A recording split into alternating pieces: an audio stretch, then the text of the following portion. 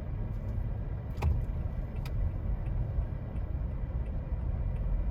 แต่ว่ามันต้องมาอยู่ข้างกลางไปนะ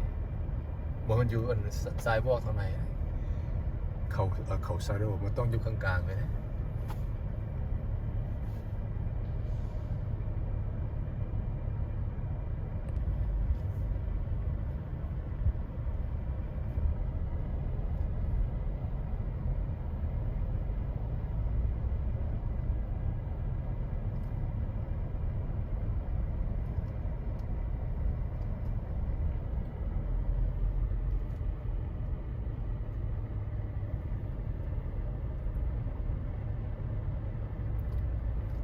เบิ้งทั้งเทิงก็คือว่าอันไปบุบเห็นไหม จังแล้วเบิ่งรถอันถึงบางเทื่อมันก็เล่นทางซ้ายสุดๆก็ไปถึงพุ่นกับบ่ฮู้แล้วเบิ่งขวาสุดคือในนี้ถึงก็ไปเรื่อยๆ สิเป็นทางนั้น ซ้ายที่พวกมาฮับมาส่งสิมันก็อยู่ดึงขวาสิมันก็สิติดซ้าย เสยดงนี่ยางไปสบายก่อนครับ อันนี้แหละสนามบิน LAX สิมาฮับพี่น้องมาจากอิตาลีมายาม ตอนนี้กำลัง5 โมงแหลงตอนนี้นะรถนี่ก็ติดมาตั้งแต่พุ่นแหละคอยตูดไปมันต้องไปเทอร์มินอลบีนี่มันเป็น international ทุกๆมาแต่ต่างประเทศแล้วมันมาลงอันแต่นี่มันติดพิลึกขนาดเลยคนมาฮับมาส่งโอ้ยทางเบนทางคืนมากลางคืนก็ติดมากลางเบนก็ติดมันพิลึกอะไรคนเดินทางนี่คนนะ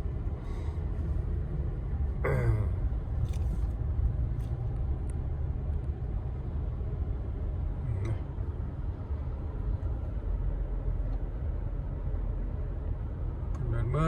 คนกำลังออกมา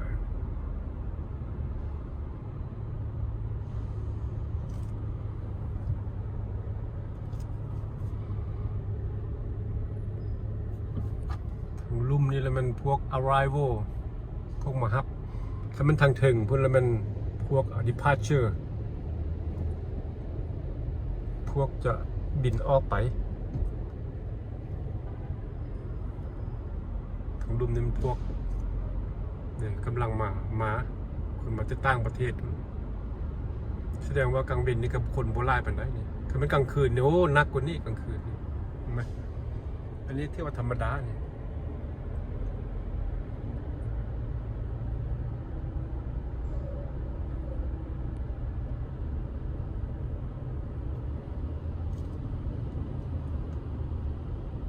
มาจากต่างประเทศหมดเลยจากประเทศใดต่อประเทศใดมาลงนี้หมดพวก international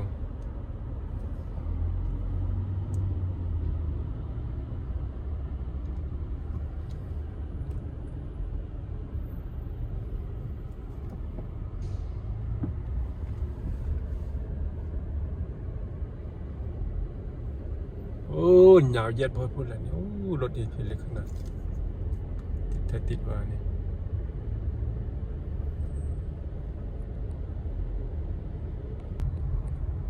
อันนี้มันพาร์กิ้งอันนี้นะทางฝั่งนี้วงจอดรถ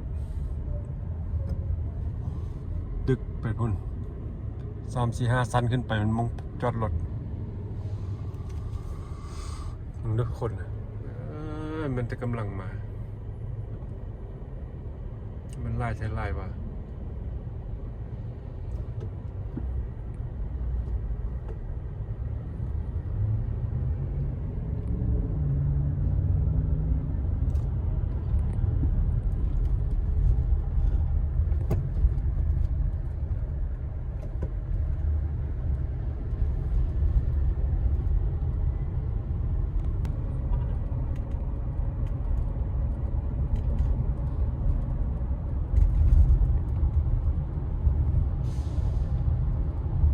สถานการณ์การไปการมาของคน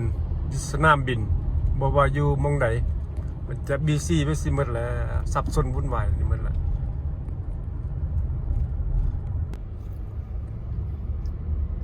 ส่วนหลายก็มักมาส่งคนมารับคนกลางคืนมา LAX นี่มาแต่กลางคืน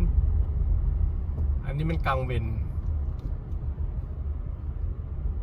เคยมากลางเว้นตอนแรงเนาะนี่จักเทื่อส่วนหลายก็มันกลางคืน แล้ว9 โมง 10 โมงรถก็หลายช่วงนั้นหลายทุกเวลาเว้ยบ่มีว่าเวลาใดสิบ่หลาย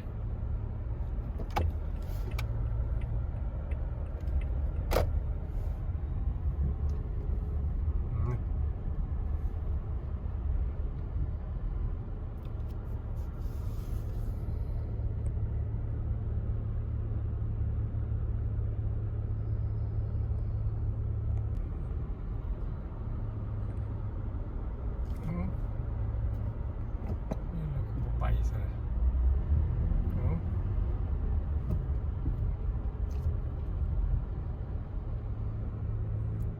คอยตูดไปโอ้แต่เบนก็เริ่มตาขนาด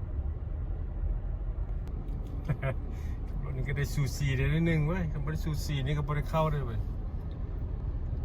บัมเปอร์ทุกบัมเปอร์ไว้สิต้องได้ซูซี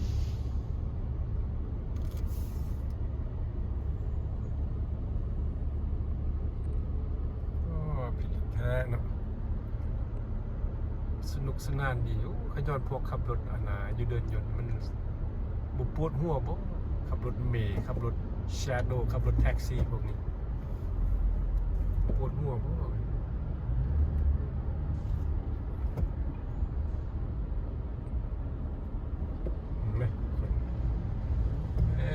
แต่คนแน่นกันเพื่อนมารับส่งที่ลึกโอ้อยู่นี่แหละก่อนนี่ได้สบายดี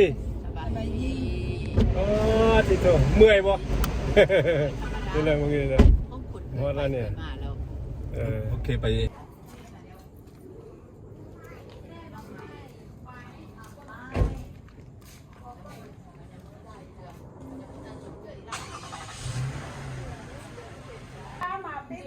อันนี้มึงดูคนออสเตรเลียมายามอเมริกาได้นี่เด้อสบายดีโอ้บุแม่นคนอิตาลีเนาะเบิ้นออสเตรเลียลงห้าก็ลงยนต์มานี่เดี๋ยวนี้นะอันนี้เป็นสิ้นอันนี้นะพี่น้องมายามลูกลูกน้องกันป้าเป็นป้านี่มายามเนี่ยเข้าไปเฮือนพวกเนี่ยไปฮับเอา ULX มาเนี่ยมอดดาวเฮือนแล้วบัดนี้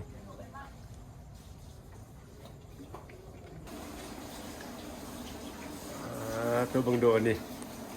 พวกแม่ครัวกำลังครัวกินต้อนรับคนมาเยี่ยมยามคนมาที่อิตาลีนะแม่ครัวทราบแม่ครัวคนนี้ได้ทราบแม่ครัวคนนี้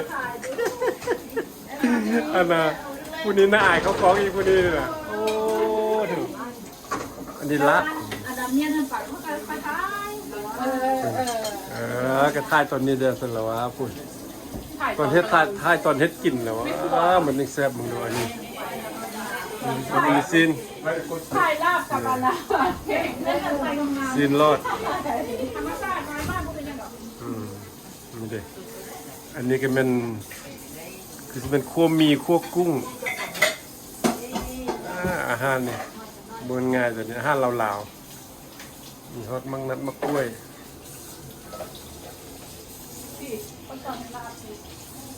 มึงดูตัวนี้แล้วตัวแซ่บๆคนหมูหอมงุ้ยออกไปนอกเลยนะ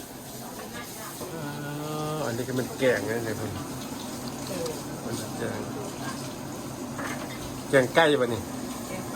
แกงปลาอธิบายสลีเจ้าว่าอันนี้คนปลูกเอง อันนี้ก็นึ่งสลีนี่นะสลีปลูกเองเด้อนี่เด้อแต่ว่าอยู่ไหนนี่บูฮูอยู่ไหนเนี่ยเด้อคือบังกอยป่าออกไปนอกเลย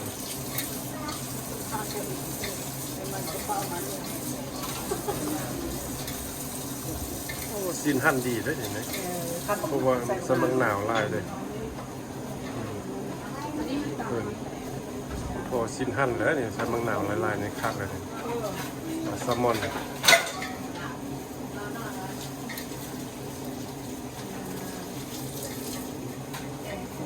ยังพันแล้วตัวเดียวยังพันโอ้ยังเป็นแรกอย่างนั้นอีกโอ้หอมงวยอยู่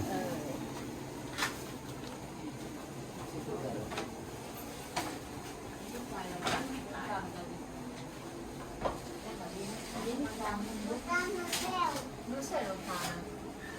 นั่นนี่ มึงดูลูกซอดน้อยนี่นะเต้สบายดีสบายดีไหม เอา ว่าสบายดีไหม ขอไปนั่งในแม่ สบายดีว่าสบายดีก่อน น้อยจังน้อย น่าอันเนี้ยชื่อโซฟีเด้อลูกซอดได้ลูกซอดลาวอิตาลี ชีวิตจริง โซฟี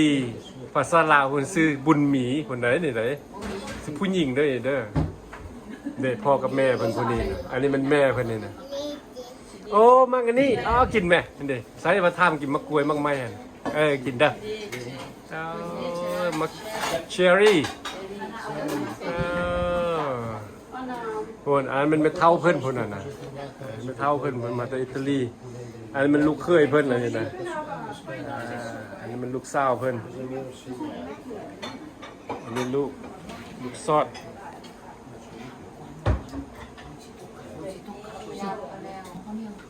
กินมั้งนี่ส่วงปีปลายนี่เว่าบ่เก่งๆนี่เว่าทางลาวเว่าทางอิตาลีสุดยอดสลัดได้นี่เว่าบ่เก่งๆนี่นะใส่มะกรวยได้กินแล้วบ่นี่ In inglese come si dice la straw? Brava, strawberry. Strawberry. อ่ะยกโป้ยกโป้เด้อเป็นบ่เห็นยกโป้ไหม Dai 5 no. โป้ Buono. โอ้เก่งโอ้สลาลาย2 ปีปลายเนาะ2 ปีกับ4 เดือนเว้าบ่เก่ง